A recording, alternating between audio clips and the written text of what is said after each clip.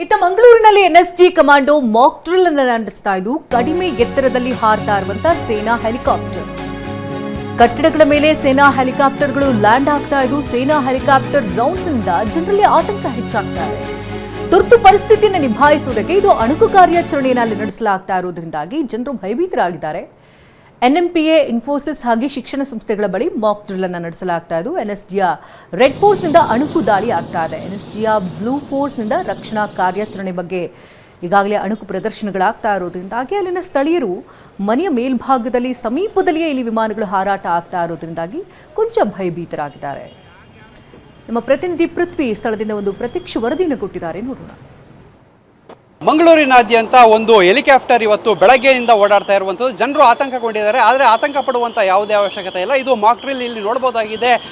ಏನು ಈ ಒಂದು ಸೇನಾ ಹೆಲಿಕಾಪ್ಟರ್ ಓಡಾಡ್ತಾ ಇದೆ.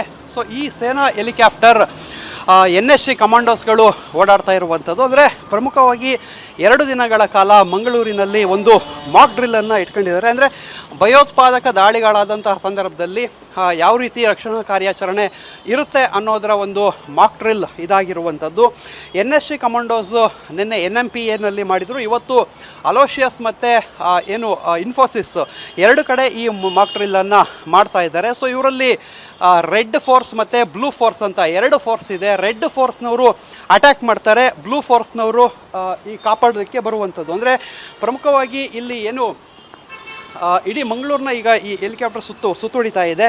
ಸೊ ಈ ಹೆಲಿಕಾಪ್ಟರ್ ನೋಡಿ ಸಾಕಷ್ಟು ಜನರು ಗಾಬರಿಯಾಗಿದ್ದರು. ಅಂದರೆ ತುಂಬ ಹತ್ತಿರದಲ್ಲೇ, ಅಂದರೆ ಬಿಲ್ಡಿಂಗ್ಗಳ ಮೇಲ್ಗಡೆ, ಬಿಲ್ಡಿಂಗಿಂದ ಕೇವಲ ಒಂದು 100-150 ಮೀಟರ್ ಮೇಲ್ಗಡೆ ಹಾರಾಡ್ತಾ ಇರುವಂಥದ್ದು. ಇದರಿಂದಾಗಿ ಜನರು ಸಾಕಷ್ಟು ಗಾಬರಿಯಾಗಿದ್ದರು, ಆತಂಕಗೊಂಡಿದ್ದರು.